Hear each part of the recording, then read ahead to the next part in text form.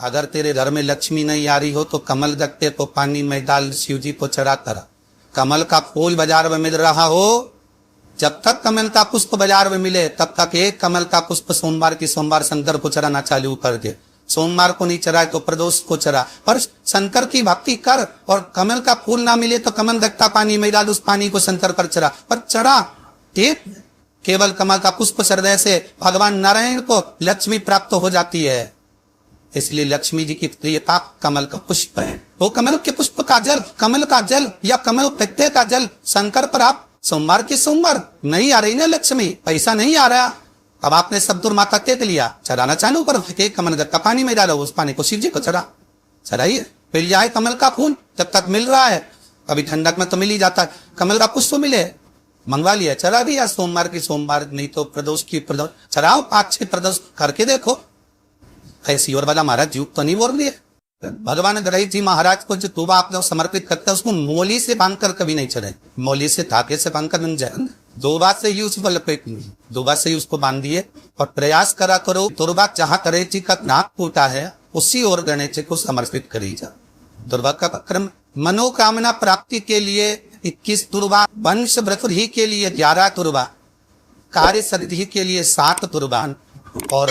बच्चे एग्जाम में पास होने के लिए 5 दुर्वा का प्रमाण शिव महापुराण में वर्णन है। ऐसा हमारा यह शिव महापुराण शास्त्र है। ये बात बहुत ध्यान लगा कर सुनना। एक बेलपत्री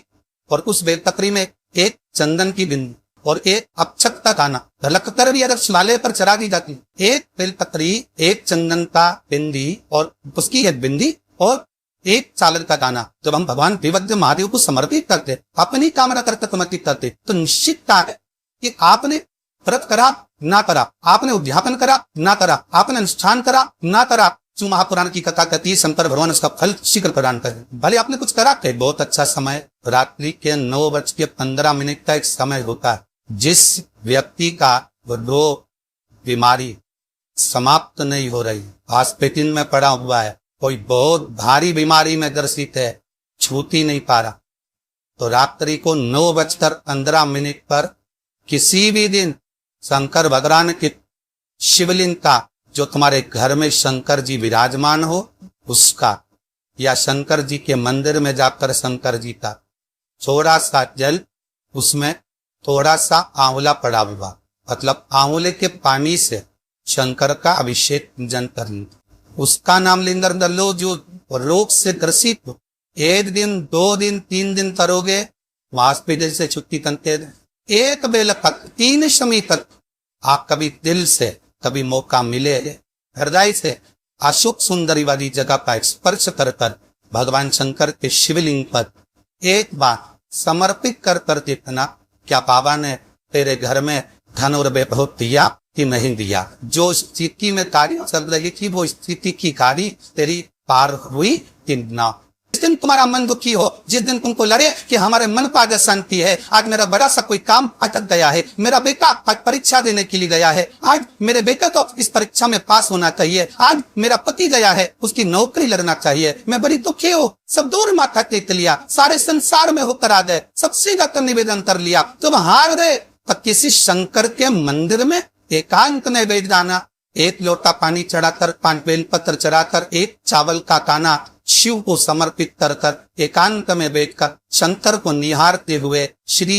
शिवाय नमस्तुभ्यं का जाप करना, अपने दिल की बात उससे कह देना। जब वो एकांत में बैठा हो, कोई नहीं हो मंदिर में, तब तुम बैठ। तिथियां होती है,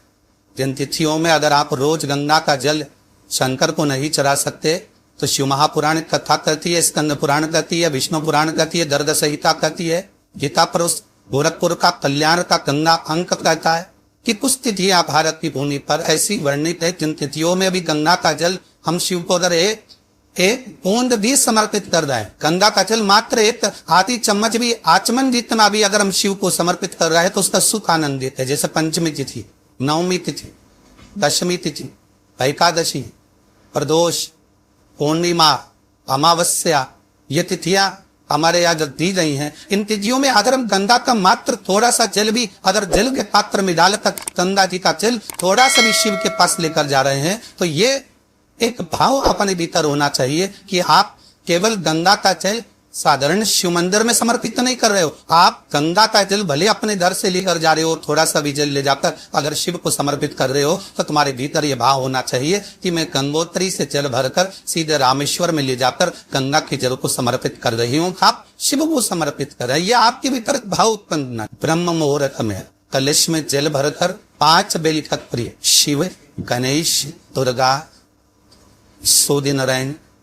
और विष्णु भगवान, इन 5 के नाम से जब हम कलश के अंदर डाल देते हैं और डालने के बाद में ब्रह्म मुहूर्त में सुबह 4 बजे के करीब में हम जहाँ हमारा मन पड़े वहां पर अगर बोर लगवा देते हैं तो पानी तो निकलना ही होता है, ऐसा हो ही नहीं सकता कि जल ना निकले। जल निकलेगा भी। 5 देव के नाम से अपने 5 बेलपत्री जल के पात्र में रखिए। वो कलश जहां बोरिंग हो रहा है उस स्थान पर रखा होना चाहिए, जहां बोरिंग हो रहा है उसके पास में रखा होना चाहिए तब तक जब तक वो जलनान और निकले है। और ब्रह्म मुहूर्त में ही उसका जल खनन होना चाहिए। महाराज भूमि में से जल के लिए प्रयास होना चाहिए। पंचदेव भी ध्यान दे लेना, 5 देवपन से शिव पंचायत के, क्योंकि देवता होने भी जब यज्ञ के लिए जाते हैं, देवता जब अनुष्ठान के लिए जाते हैं, देवता जब युद्ध के लिए जाते हैं, देवता जब किसी कार्य के लिए जाते हैं और जब कार्य के लिए पहुंचते हैं,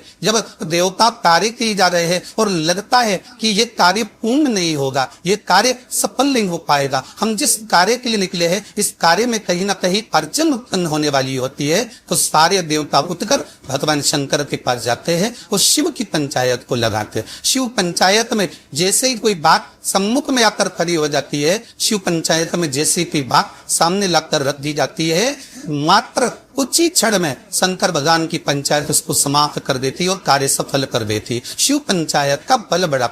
शिव पुराण कथा कहती है, मान लो कोई हड्डी से जुड़ा हुआ रोग हो, नेत्रों से जुड़ा हुआ, मस्तिष्क से जुड़ा हुआ कोई रोग रहता है,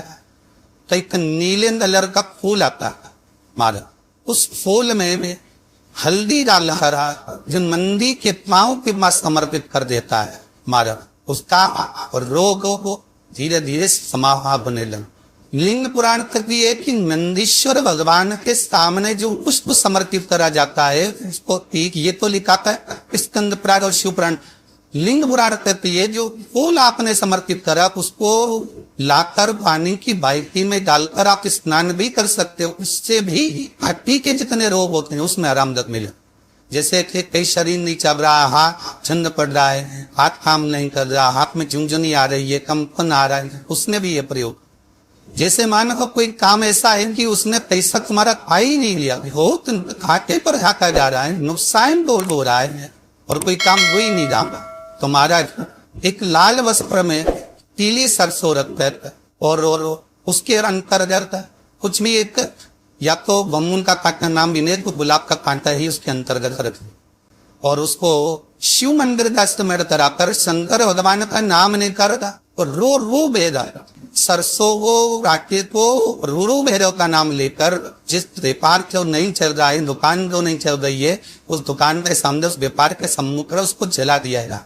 जिस सुख का भान भरा व्यापार है उन्नति के लिए, समृद्धि के लिए, लक्ष्मी के लिए इसका प्रयोग किया। श्री शिवाय नमस्तुभ्यम, सब बोलिए जमकर श्री शिवाय नमस्तुभ्यम। निकल जरूर डरा ऐसी और वाला हमारा झूठ तो नहीं बोल रहा था, शास्त्रों की बातें हमारे जीवन में हमें शुभ प्रदान करेंगे, इसलिए माओ आनंद करते हुए आज कंधा को विराम देते हैं। अगर आपको यह वीडियो पसंद आई होगी तो वीडियो को लाइक करिएगा, शेयर करिएगा। मेरे चैनल में नए होंगे तो मेरे चैनल को सब्सक्राइब करिएगा। हर हर महादेव।